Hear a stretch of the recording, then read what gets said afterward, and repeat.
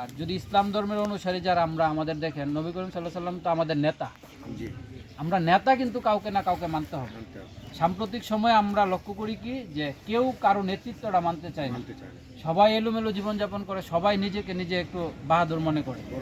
হ্যাঁ, যেহেতু আপনাদের গ্রামের কৃতি সন্তান সাবেক উপজেলা চেয়ারম্যান কায়সার সাহেব, ওনার পারিবারিকভাবে ওনারা নেতৃত্ব দিয়ে আসছে আপনাদেরকে।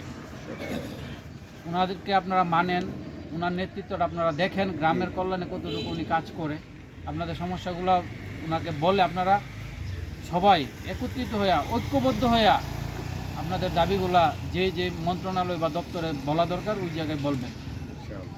উনি সামনে থেকে আপনাদেরকে নেতৃত্ব দিবে। কিন্তু আপনারা এলোমেলো কথাবার্তা বলা বা এলোমেলোভাবে বিভিন্নজন প্রস্তাব করা, তাহলে দেখা যায় হবে কি কাজটার গতি আরও মন্তর হয়ে যায়, কাজটা হয় না।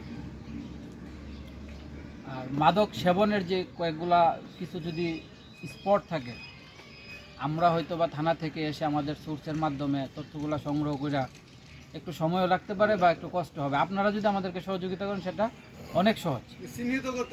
হ্যাঁ, চিহ্নিত করে স্পটগুলো চিহ্নিত করে কে কে বিক্রি করে তাদেরকে চিহ্নিত করে আমাদেরকে তথ্য দিবেন। আমরা আপনাদের পরিচয় গোপন রাখবো, ইনশাল্লাহ আমরা প্রপার অ্যাকশনটাই নিব।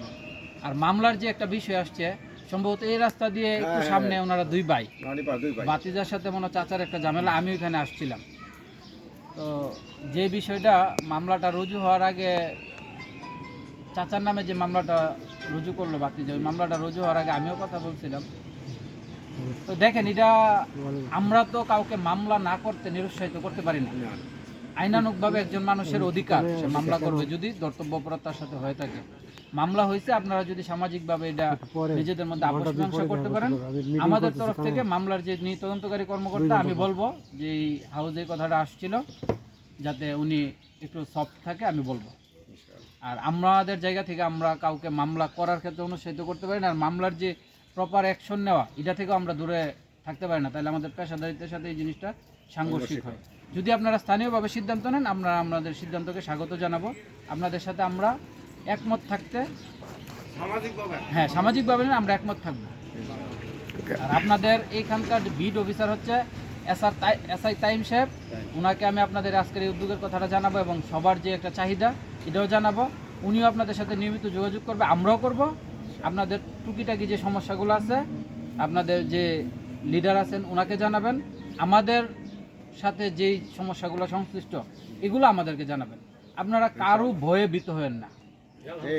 সমাজের 500 পরিবার বা 200 পরিবারের ভিতরে মাদক সেবনকারী বা ব্যবসায়ী 2-4টা, এদেরকে কিন্তু আপনারা চাইলে, যেমন আমিও গ্রামের ছেলে, আমি দেখছি আমার গ্রামে কেউ যদি এরকম অন্যায় করে, তাকে সামাজিক যে অনুষ্ঠান এগুলোতে বয়কট করে, তার সাথে মানুষ মিশে না, চলে না, এরকমভাবে তাদেরকে আপনারা পানিশমেন্টের আওতায় আনতে হবে।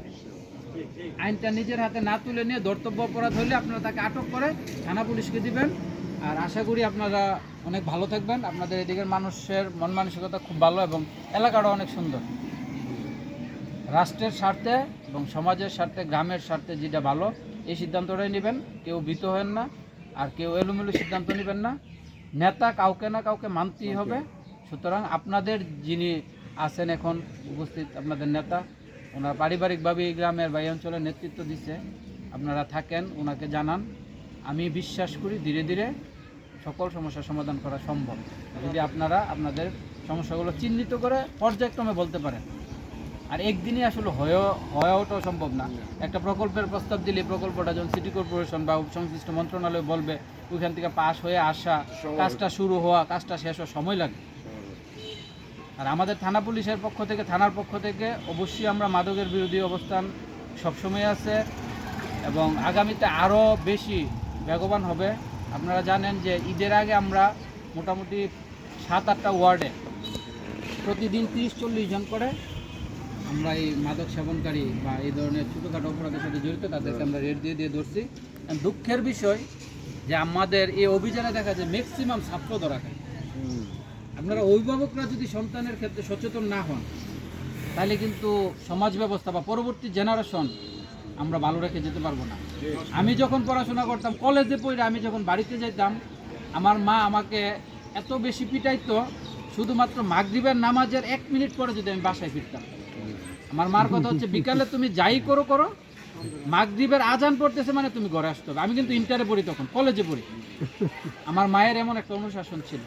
আপনারাও আপনাদের সন্তানের গতিবিধি খেয়াল করবেন, রাতে যাতে বাইরে না যায়, কার সাথে মিশে, কোথায় যাচ্ছে, কি সেবন করতেছে, এগুলো খেয়াল করবেন। বাবা মা চাইলে পসিবল।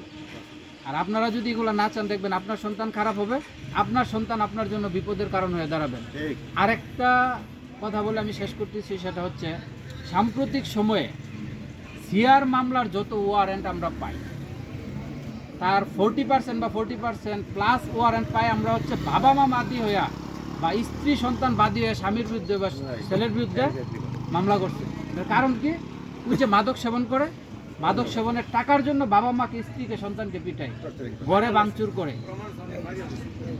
তো আমরা দৃঢ়ভাবে বিশ্বাস করি আপনারা আপনাদের জায়গা থেকে সচেতন হবেন। দেশকে গুছিয়ে নিতে হলে, আগায় নিতে হলে আপনাদের ভূমিকা অনেক বেশি। আপনারা যদি ভালো হন, আপনারা যদি সচেতন হন, আমরা আপনাদের সাথেই কাজ করতে হবে। আমরা এলোমেলো হওয়ার সুযোগ নেই।